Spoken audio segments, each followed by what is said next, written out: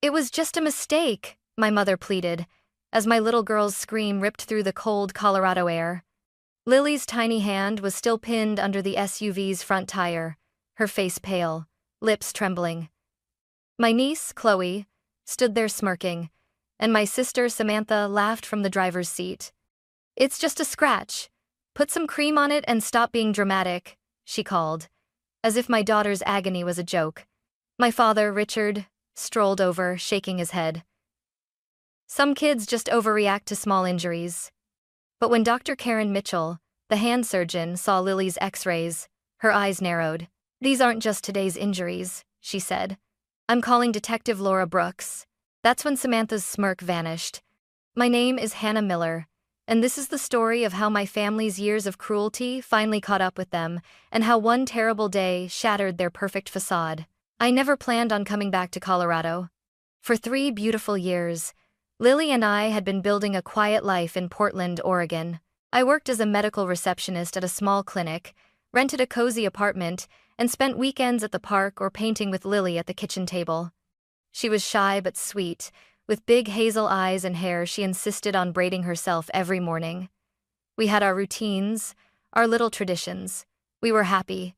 Then, last winter, everything fell apart. The clinic downsized, and I lost my job. At first, I told myself it was temporary, that I'd find something else in a week or 2. But weeks turned into months. My savings evaporated, and the bills piled up. I sold my car to cover rent. I skipped meals so Lily could eat. Still, it wasn't enough. I was staring at an eviction notice one rainy morning when my phone rang. It was my mother, Margaret. Her voice was unusually warm, too warm. She said she and my father, Richard, had just bought a large house outside Denver with a small apartment above the garage. "It's perfect for you and Lily," she said. "Just until you get back on your feet." My gut twisted. Growing up, my parents had been masters of favoritism and cruelty. Ethan, my older brother, was the golden boy who could do no wrong. Samantha was the favorite daughter, sharp-tongued, entitled, rewarded for her meanness. And me? I was the family scapegoat. If something went wrong, it was somehow my fault. I'd left that world behind for a reason. But desperation is a dangerous thing. The thought of Lily sleeping in a shelter because of my pride was unbearable. Against every instinct I had, I agreed. We arrived in Colorado on a chilly March morning. The apartment above the garage was little more than a converted storage space. Barely any heat, no air conditioning, plumbing that rattled and groaned with every flush. When I mentioned the problems, Richard smirked and said, "Beggars can't be choosers." Margaret sighed dramatically about how some people were never satisfied. At first, I tried to believe it was temporary discomfort. But the real problem wasn't the apartment, it was the way they treated Lily. From the moment we moved in, Chloe, Samantha's daughter, became the star of the house. She got new toys, trips to the zoo, and ice cream for dinner. Lily, just 2 years younger, was told she was too little to join in, or that activities were family time. Chloe called her names, broke her toys, and most disturbingly started finding ways to hurt her. Whenever Lily cried, Samantha rolled her eyes. "She's too sensitive," Richard called her, soft. Margaret told me I was raising a child who couldn't handle the real world.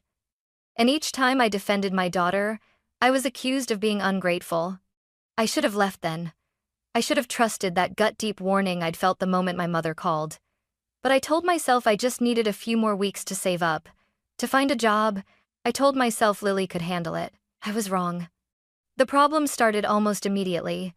But at first, they were easy to dismiss. Little comments, small slights, things I told myself I could overlook. Whenever Samantha came over, she'd make a show of organizing cousin activities for Chloe and Ethan's twin boys, Noah and Lucas. Trips to the trampoline park, movie nights with popcorn and blankets, baking cookies in the kitchen. Lily would stand in the doorway, clutching her stuffed bunny, and ask if she could join. "This is for real, family," Chloe would say with a grin, glancing at her mother for approval. Samantha would smirk and shrug, like it was all just harmless teasing. I started to notice a pattern.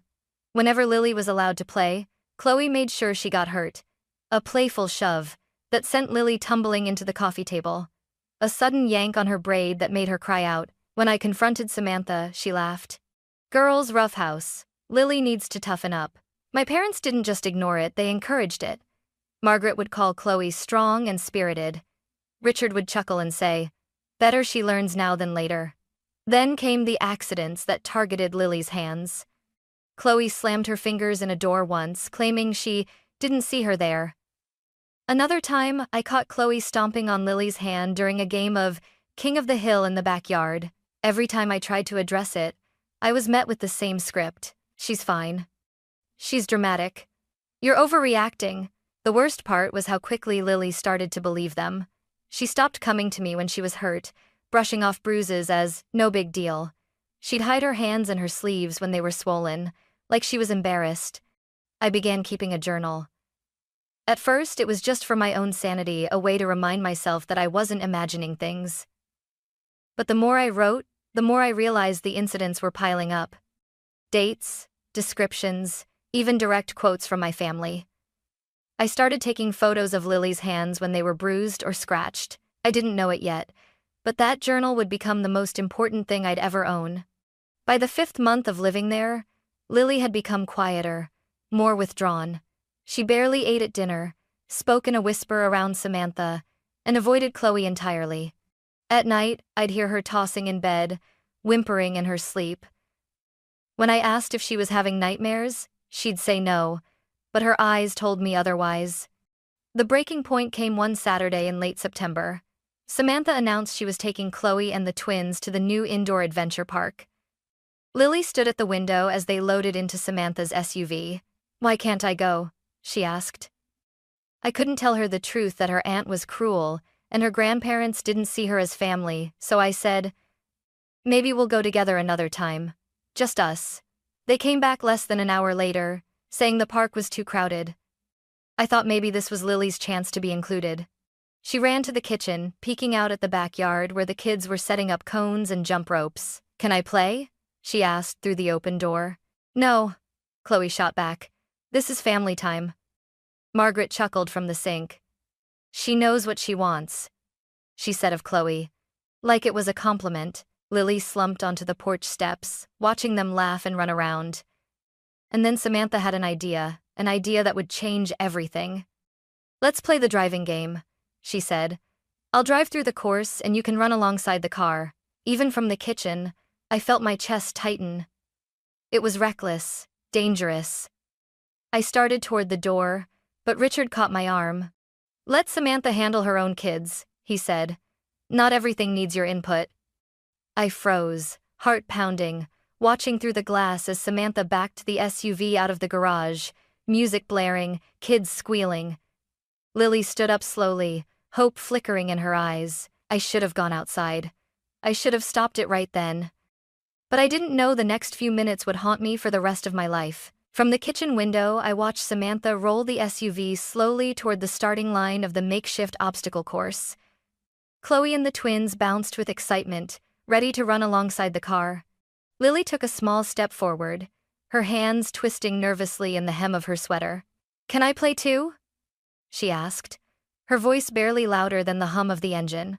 We already told you no, Chloe snapped. This is family time. I saw Lily's lip tremble, but instead of retreating, she moved toward the group just a few small steps, hesitant but hopeful.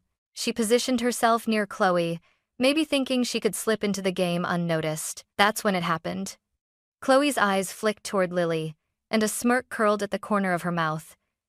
As Samantha turned the wheel to begin the slow circuit, Chloe shoved Lily hard at just the right angle. Time seemed to slow. Lily stumbled forward, her right hand shooting out instinctively to break her fall. The front tire rolled over it with a sickening, muffled crunch. The sound wasn't loud, but it tore through me like a gunshot. Lily's scream wasn't even a scream, it was a high, keening wail, a sound that seemed to come from somewhere deep inside her, raw and animal. Her eyes locked on mine through the window, wide, wet, and terrified. I dropped the dish I was holding and bolted for the door, shouting, "Get off her hand! Back up the car!" But Samantha didn't move. She sat in the driver's seat, one elbow resting casually on the window frame, and laughed. It wasn't the nervous, shocked kind of laugh you hear when people don't know how to react. It was cruel, deliberate, enjoying the show. "It's just a scratch," she called out, her voice dripping with mockery. "Put some cream on it and stop being dramatic." Chloe stood next to the tire, close enough to see exactly what was happening, and she was smirking. Richard jogged over but didn't help, just shook his head and muttered, "Some kids overreact to small injuries." Margaret's voice floated toward me. "It was just a mistake." Just a mistake? My daughter's small hand was trapped under hundreds of pounds of metal, her fingers twisted in unnatural angles, blood already seeping through her skin. "Move the car now!" I screamed, my voice cracking. Samantha didn't even flinch. She held my gaze for a long, chilling moment, like she was testing how far she could push me. Finally, after what felt like an eternity, she reversed the SUV a few feet. I dropped to my knees beside Lily. Her hand was mangled, 2 fingers bent backward, skin split, blood pooling in her palm. She was gasping for air, her face pale, and her body trembling. I could see she was slipping into shock. I scooped her into my arms. "I'm taking her to the ER, I said, my voice shaking but cold with rage. Behind me, Samantha had the audacity to sigh and say, "She ran in front of the car." What was I supposed to do? Margaret followed us to the driveway, still muttering about how these things happen when children don't listen. Richard added, "Maybe this will teach her to follow directions." I slammed the car door and drove like my life depended on it. In a way, it did. At the ER, the triage nurse took one look at Lily's hand and whisked us into a treatment room. Within minutes, Dr. Karen Mitchell was by our side, calm but focused. She examined Lily gently, asking her questions in a soothing voice. Then she ordered X-rays. When the results came back, Dr. Mitchell's demeanor changed. She asked me to step into a small consultation room. Her tone was careful, deliberate. "These injuries are severe," she began. "But what concerns me is that the X-rays show evidence of multiple older fractures in her hands and wrists, injuries in various stages of healing." My stomach lurched. "That's not possible. She's never—" Dr. Mitchell turned the monitor toward me. "Hairline fractures, healed breaks, damage I couldn't explain. These are consistent with repeated crushing or pinching injuries," she said gently. "I'm required to notify law enforcement." A cold wave washed over me. All those accidents, the bruises I photographed, the way Lily sometimes cradled her hands after playing with Chloe. I'd seen it all, but I hadn't seen it. "I'm calling Detective Laura Brooks," Dr. Mitchell said, standing, and that's when I realized the accident in the driveway wasn't the beginning. It was the end of a long, deliberate campaign of cruelty. Detective Laura Brooks arrived at the hospital less than an hour later. She was in her late 40s, with sharp eyes that missed nothing, and a calm, steady voice that somehow made me feel both exposed and supported. She introduced herself, then asked to speak with me in private. Richard immediately stepped in. "This is a family matter," he said, his voice firm. "There's no need for police involvement," Margaret added, shaking her head. Detective Brooks looked at them without blinking. "Ma'am, sir, I will be speaking with everyone individually, starting with Lily's mother." She led me into a small consultation room. Her questions were precise. How long had we been living with my parents? What was Lily's relationship with Samantha and Chloe? Had there been other injuries? I told her everything, the favoritism, the exclusion, the way Chloe always seemed to hurt Lily when adults were watching. I handed her the journal I'd been keeping, with photographs and dates. She flipped through it slowly, making careful notes. "Do you have any idea how these previous fractures occurred?" she asked. I swallowed hard. I didn't understand until now. But yes, I think I know. Next, she spoke to Lily. My daughter was groggy from pain medication, but she managed to answer some questions. When Detective Brooks asked if anyone had hurt her hands before, Lily nodded faintly and whispered, "Chloe." Then came the interviews with my family. Through the glass walls of the consultation rooms, I could see everything. Margaret cried dramatically, dabbing at her eyes. Richard looked annoyed, glancing at his watch as if he had somewhere more important to be. Samantha leaned back in her chair, calm and confident, as if she were the victim of an overblown misunderstanding. But Chloe was different. She looked scared, shifting in her seat, eyes darting around the room. Later, I would learn exactly what she told Detective Brooks. Children her age haven't mastered lying under pressure. In her childish voice, she described the games she played with Lily, stepping on her hands, slamming them indoors, seeing how long she could make her cry without getting caught. She even bragged that the adults laughed because Lily was so dramatic. She had no idea she was confessing to months of abuse. When Detective Brooks returned to me, her expression was grim. "Ms. Miller," she said, "your daughter has been the victim of systematic abuse by multiple family members.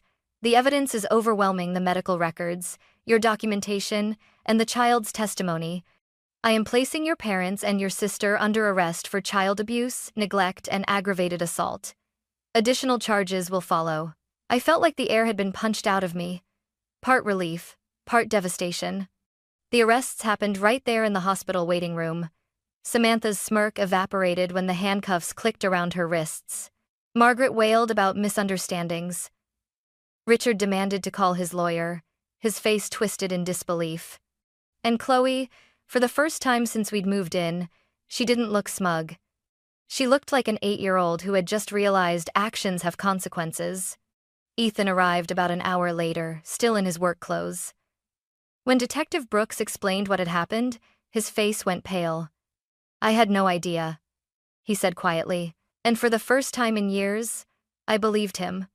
After the arrests, everything moved fast, at least at first.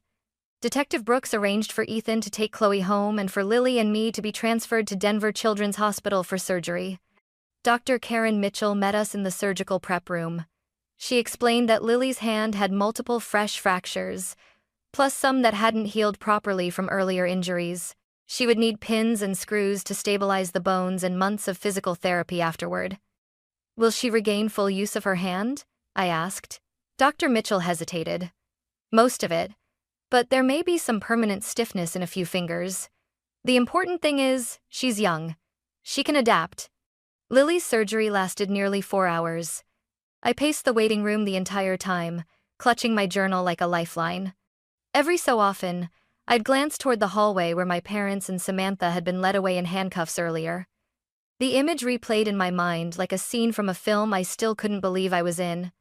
When Dr. Mitchell finally came out, she smiled gently. "She's in recovery. She did great." Relief flooded through me so fast I had to sit down. The legal process was another story. My parents and Samantha hired expensive lawyers, claiming the whole thing was a tragic misunderstanding, and that I was a vindictive daughter making false accusations. But the evidence was too strong. Lily's medical records, showing a pattern of untreated injuries, my dated journal entries with direct quotes, Chloe's initial statement to Detective Brooks, and, most damning, the security footage from the hospital showing their cold, dismissive reactions to Lily's injury. While the criminal case moved forward, I filed for a civil suit to cover Lily's medical bills, therapy, and future care. Ethan, to my surprise, backed me completely. He even testified about seeing Chloe mimic Samantha's cruel remarks toward Lily in the past. In the weeks that followed, Lily began physical therapy. She was quiet, still startled easily, and clung to me whenever we were in public. But there were small signs of progress: the way her eyes lit up when she was able to hold a crayon again, the tiny smile when her therapist praised her for completing an exercise. We moved into a short-term rental near the hospital, paid for by victim assistance funds. For the first time in months, Lily had her own space without fear of Chloe bursting in to snatch her toys or hurt her. She slept through the night. She laughed softly at first, then louder. The first court date came 6 weeks after the arrests.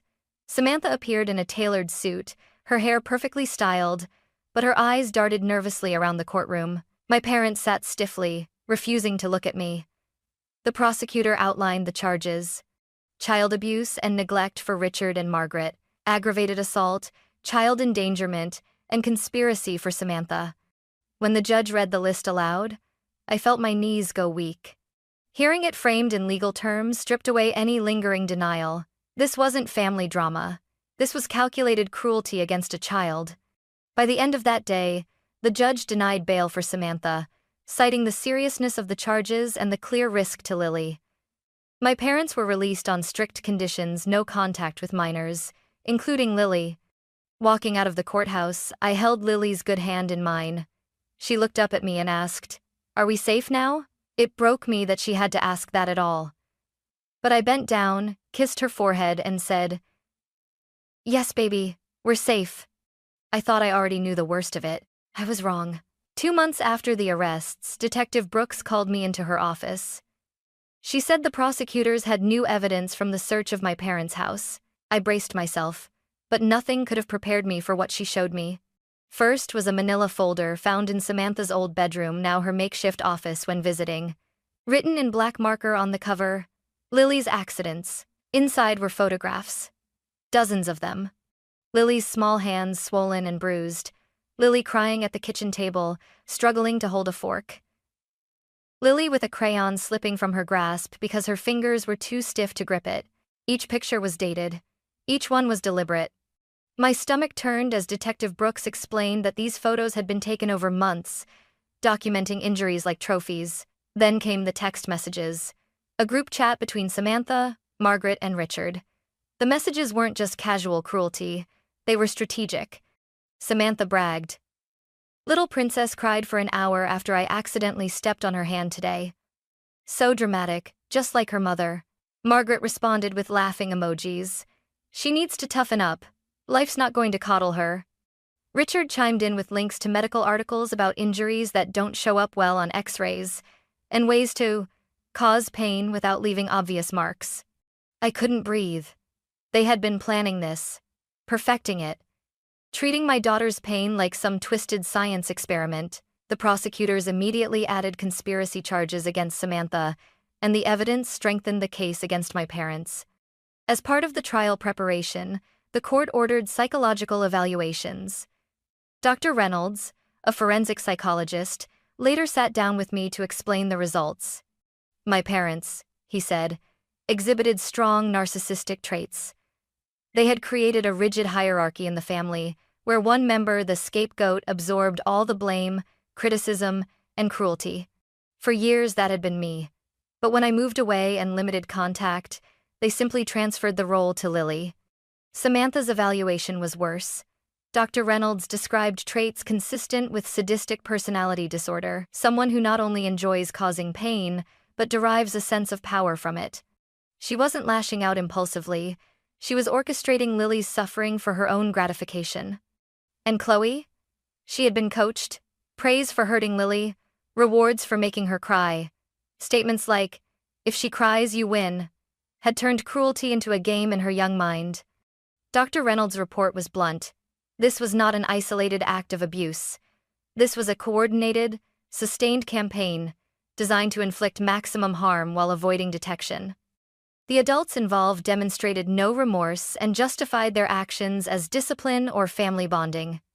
I walked out of that meeting shaking, my hands cold even in the warm spring air. I had known my family was capable of cruelty, but I had never imagined they could take it this far, meticulously planning how to hurt a 6-year-old child, turning her into the new family punching bag because I wasn't available to fill that role anymore. That night I sat with Lily while she colored at the kitchen table. Her drawings were brighter, now more sunshine and flowers, but every so often, I noticed the way she still guarded her hands, tucking them into her lap when she wasn't using them. And I promised myself, no matter how long the court process took, no matter how much they tried to twist the truth, I would see this through to the end. The trial began 8 months after the arrests. By then, Lily's hand had healed enough for her to hold a pencil again, but she still struggled with certain movements. She was nervous about court, but the victim advocate explained that she wouldn't have to sit in the same room as Samantha or my parents. She could testify via a closed-circuit camera. The courtroom was cold, all dark wood and fluorescent lighting. Margaret and Richard sat together at the defense table, their posture rigid. Samantha was seated beside them, perfectly dressed, her hair pulled into a sleek bun, her expression flat. They looked like a united front until the evidence started coming in. The prosecution opened with the medical records, projected onto a large screen for the jury to see. X-rays showed fresh fractures, older breaks, and untreated injuries. Dr. Mitchell testified about the improbability of these injuries being accidents, describing them as consistent with repeated crushing and twisting forces. Then came the photographs from Samantha's folder. Each image was shown, one by one. Every time Lily's bruised, swollen hands appeared on the screen, the courtroom grew quieter. You could feel the discomfort radiating from the jury box. The text messages hit hardest. When the prosecutor read aloud Richard's comment about hurting without leaving marks, a juror audibly gasped. Samantha shifted in her seat but didn't look away. Margaret kept dabbing her eyes with a tissue, but her tears seemed oddly timed, always appearing when the jury's attention turned toward her. Lily's testimony was short but powerful. Sitting in a small room with the victim advocate beside her, she answered questions in her soft voice. "Who hurt your hands?" the prosecutor asked. "Chloe," she said. "And who told Chloe to do that?" "My Aunt Samantha." "Did anyone else know?" "My grandma and grandpa." They laughed. The defense tried to paint me as a bitter daughter seeking revenge, claiming I had manipulated Lily, but the prosecutor dismantled that quickly, pointing out that the evidence, the photos, the messages, the medical history existed long before I ever contacted police. When it was my turn to speak, I read my victim impact statement. My hands shook, but my voice was steady. "You turned my daughter's pain into entertainment," I told them. "You broke her bones, her trust, and for months, you made her believe she deserved it. You will never again have the chance to hurt her or anyone else." After 2 weeks of testimony, the jury deliberated for less than 5 hours. The verdicts were read aloud. Samantha: guilty on all counts, aggravated assault, child abuse, conspiracy, and endangerment. Margaret and Richard: guilty of felony child abuse, neglect, and conspiracy. Sentencing took place a month later. The judge's voice was firm, almost unforgiving, as she addressed the defendants. "This court has rarely seen such calculated cruelty toward a child. Your actions were not the result of stress or poor judgment. They were intentional, sustained, and sadistic." Then came the sentences. Samantha: 25 years in state prison, no possibility of parole for the first 18. Margaret: 15 years. Richard: 17 years. There was no dramatic outburst. Samantha stared straight ahead, her jaw tight. Margaret wept quietly. Richard muttered something under his breath, but the bailiff was already leading them away. Afterward, the prosecutor shook my hand. "You did right by Lily," she said. Walking out of the courthouse, I felt a strange mix of exhaustion and relief. Justice had been served, but the scars, both physical and emotional, would take far longer to heal. Lily skipped a little as we crossed the parking lot, her small hand warm in mine. "Does this mean they can't hurt me anymore?" she asked. "No, sweetheart," I said, squeezing her hand. "They'll never hurt you again." And for the first time in a long time, I truly believed it. Life after the trial didn't magically fall into place. There were no balloons, no happily ever after moment. Healing, I learned, was slow work, quiet, messy, and full of small steps. We stayed in the rental house near Denver for almost a year. It was nothing special: 2 bedrooms, creaky floors, a backyard that needed more grass, but it was ours. No one barged into Lily's room without knocking. No one mocked her for crying. No one kept a tally of her accidents. Lily's physical therapy sessions became a routine. Twice a week, we'd sit in the waiting room while she worked with her therapist, stretching and strengthening her hand. She was determined, her brow furrowing in concentration as she pushed through the exercises. The day she could button her own coat again, she ran into my arms, beaming, her voice bright. "I did it all by myself." School was harder. At first, she was shy and hesitant, wary of other children. But her teacher, Mrs. Harper, was patient, pairing her with kind, gentle classmates.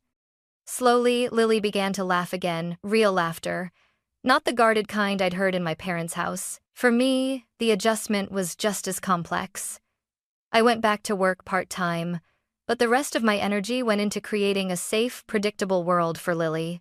I learned to recognize my own triggers, the way my chest tightened when I heard footsteps behind a closed door, or the way my voice shook when someone raised theirs in frustration. Therapy helped. My counselor, Dr. Lee, reminded me that breaking the cycle of abuse wasn't just about protecting Lily from my family. It was about unlearning the beliefs they'd drilled into me for decades.